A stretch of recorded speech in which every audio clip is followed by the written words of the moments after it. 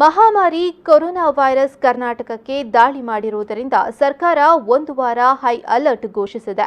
ಸರ್ಕಾರ ಒಂದು ಕಡೆ ಜನರಲ್ಲಿ ಜನಜಾಗೃತಿ ಮೂಡಿಸ್ತಾ ಇದ್ರೆ, ಧಾರ್ಮಿಕ ಕೇಂದ್ರಗಳಲ್ಲೂ ಕೊರೋನಾ ವೈರಸ್ ಬಗ್ಗೆ ಎಚ್ಚರಿಕೆಯ ಮಂತ್ರ ಜಪಿಸಲಾಗುತ್ತಿದೆ. ಉಡುಪಿಯ ಕ್ರೈಸ್ತ ಧರ್ಮ ಪ್ರಾಂತ್ಯದಲ್ಲಿ ಬರುವ ಎಲ್ಲ ಚರ್ಚ್ಗಳಲ್ಲಿ ಕೊರೋನಾ ಜಾಗೃತಿ ಮೂಡಿಸಬೇಕೆಂದು ಉಡುಪಿ ಜೆರಾಲ್ಡ್ ಐಸಾಕ್ ಲೋಬೋ ಆದೇಶವನ್ನ ಹೊರಡಿಸಿದ್ದಾರೆ. ಶನಿವಾರ ಮತ್ತು ಭಾನುವಾರದ ವಿಶೇಷ ಪ್ರಾರ್ಥನೆಯ ವೇಳೆ ಧರ್ಮಗುರುಗಳು ಚರ್ಚ್ನಲ್ಲಿ ಕೊರತೆ ಬಗ್ಗೆ ಮತ್ತು ಜನಜಾಗೃತಿಯ ಬಗ್ಗೆ ಕಿವಿಮಾತುಗಳನ್ನು ಹೇಳಿದ್ದಾರೆ. ಚರ್ಚ್ಗಳಲ್ಲಿ, ಸಾರ್ವಜನಿಕ ಸ್ಥಳಗಳಲ್ಲಿ ಮತ್ತು ಮನೆಗಳಲ್ಲಿ ಯಾವ ತರಹದ ಮುನ್ನೆಚ್ಚರಿಕೆಗಳನ್ನು ತೆಗೆದುಕೊಳ್ಳಬೇಕು ಎಂದು ಪಾಠ ಮಾಡಿದರು. ಗಲ್ಫ್ ರಾಷ್ಟ್ರಗಳಲ್ಲಿ ಇರುವ ಕ್ರೈಸ್ತ ಧರ್ಮೀಯರು ಕೆಲಕಾಲ ಅಲ್ಲೇ ಇದ್ದು ವೈರಸ್ ಭೀತಿ ನಿವಾರಣೆಯಾದ ಮೇಲೆ ಭಾರತಕ್ಕೆ ವಾಪಸ್ ಬರುವಂತೆ ಕರೆ ನೀಡಿದ್ದಾರೆ.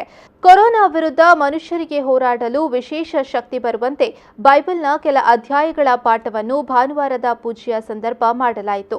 ಸ್ವತಃ ಉಡುಪಿಯ ಬಿಷಪ್ ಕೆಲ ಚರ್ಚ್ಗಳಿಗೆ ಭೇಟಿ ಕೊಟ್ಟು ಕೊರೋನಾ ವಿರುದ್ಧ ಜನಜಾಗೃತಿಯನ್ನ ಮೂಡಿಸಿದ್ದಾರೆ. ಮುಂದಿನ ಶುಕ್ರವಾರ ಒಂದು ದಿನ ನಿರಂತರವಾಗಿ ಕೊರೋನಾ ವೈರಸ್ನ ಬಗ್ಗೆ ಮುಂಜಾಗ್ರತಾ ಕ್ರಮಗಳ ಬಗ್ಗೆ ಭಕ್ತರು ಕೈಗೊಳ್ಳಬೇಕಾದ ಮುನ್ನೆಚ್ಚರಿಕೆಯ ಬಗ್ಗೆ ಚರ್ಚ್ಗಳಲ್ಲಿ, ಕ್ರೈಸ್ತ ಸಂಸ್ಥೆಗಳಲ್ಲಿ ಕಾರ್ಯಾಗಾರವನ್ನು ನಡೆಸಲು ತೀರ್ಮಾನಿಸಲಾಗಿದೆ ಎಂದು ತಿಳಿಸಿದರು. ಜಗತ್ತಿನಾದ್ಯಂತಹ ಭಯವನ್ನು, ಆತಂಕವನ್ನು ಹುಟ್ಟುಪಡಿಸಿದಂಥ ಈ ಕೊರೋನಾ ವೈರಸ್ ಬಗ್ಗೆ ನಮ್ಮ ಈ ಕಲ್ಮಾಡಿ ವೆಲಂಕಣಿ ಮಾತೆಯ ಪುಣ್ಯಕ್ಷೇತ್ರದಲ್ಲಿ ಕರ್ನಾಟಕ ಧರ್ಮ ಪ್ರಾಂತ್ಯದಿಂದ ಬಂದಂಥ ಸುತ್ತೋಲೆಯ ಮೇರೆಗೆ ನಮ್ಮ ಉಡುಪಿ ಧರ್ಮಾಧ್ಯಕ್ಷರು ಕೊಟ್ಟಂಥ ಸುತ್ತೋಲೆಯನ್ನು ನಾವಿವತ್ತು ಪೂಜೆಯಲ್ಲಿ, ನಿನ್ನೆ, ಇವತ್ತು ಮತ್ತು ಪ್ರತಿದಿನದ ಪೂಜೆಯಲ್ಲಿ ನಾವು ಇಟ್ಟಿದ್ದೇವೆ. ಆ ಸುತ್ತೋಲೆಯ ಪ್ರಕಾರ ಜನರು ಗಾಬರಿ ಅಥವಾ ಆತಂಕ ಅಥವಾ ಭಯಪಡುವ ಯಾವುದೇ ಸಂದರ್ಭ ಇರದು. ನಾವೆಲ್ಲರೂ ಜಾಗ್ರತೆಯನ್ನು ಪಡೆಯಬೇಕು. ಅಥವಾ ಒಬ್ಬರನ್ನೊಬ್ಬರು ಮುಟ್ಟದೆ ಒಬ್ಬರನ್ನೊಬ್ಬರು ನಮಸ್ತೆಯನ್ನು ಕೊಡುವುದರ ಮೂಲಕ ನಮ್ಮ ಪರಿಸರವನ್ನು ನಾವು ಮತ್ತು ಜವಾಬ್ದಾರಿ ರೀತಿಯಿಂದ ವಾತಾವರಣವನ್ನು ನಾವು ಯಾವುದೇ ರೀತಿಯಲ್ಲಿ ಕಲುಷಿತಗೊಳಿಸದೆ ವಾತಾವರಣವನ್ನು ನಾವು ಭದ್ರತೆಯಲ್ಲಿಟ್ಟು ನಮ್ಮ ಭದ್ರತೆಯನ್ನು ನಾವು ವಹಿಸಿಕೊಳ್ಬೇಕು ಅಂತ ವಿಷಯದಲ್ಲಿ ನಾವು ಈ ಬಗ್ಗೆ ಜಾಗೃತಿಯನ್ನು ಹುಟ್ಟಿಸಿದ್ದೇವೆ.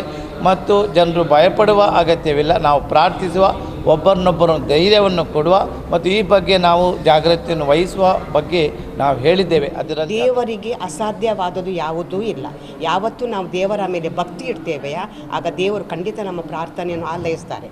ಕೀರ್ತನೆ 91 ಓದಿ, ಅದರಲ್ಲಿ ಉಂಟು, ಸಾವಿರಗಟ್ಟಲೆ ಜನರು ಸತ್ರು ನಿಮ್ಮ ಆ ನಂಬಿಕೆ ನಿಮ್ಮನ್ನು ಯಾವತ್ತೂ ಬಿಟ್ಟು ಬಿಡುವುದಿಲ್ಲ, ನಿಮ್ಮನ್ನು ದೇವರು ಕಾಪಾಡ್ತಾರೆ. ಅದಕ್ಕಾಗಿ ನಿಮಗೆ ಎಷ್ಟು ದೇವರ ಹತ್ತಿರ ಬರಲಿಕ್ಕೆ ಸಾಧ್ಯ ಉಂಟು ಅಷ್ಟು ಬನ್ನಿ. ಜಗತ್ತಿಗಾಗಿ ಬೇಡಿ, ನಿಮಗಾಗಿ ಬೇಡುವುದಲ್ಲ, ಜಗತ್ತಿಗಾಗಿ ಬೇಡಿ. ಎಲ್ಲರೂ ನಮ್ಮ ಅಣ್ಣ ತಮ್ಮಂದಿರು, ಸಹೋದರರು. ಅದಕ್ಕಾಗಿ ಅವರ ಬಗ್ಗೆ ನಮಗೆ ಕಾಳಜಿ ಇರಲಿ. ನಾವು ಬೇಡ್ತೇವೆ, ನೀವು ಬೇಡಿ. ಎಲ್ಲರೂ ಶಾಂತಿ ಸಮಾಧಾನದಿಂದ ಬಾಳುವ, ಹೆದರುವ ಪ್ರಸಂಗ ಬೇಡ. ಯಾಕಂದರೆ ನಮ್ಮ ದೇವರು ದೊಡ್ಡವ.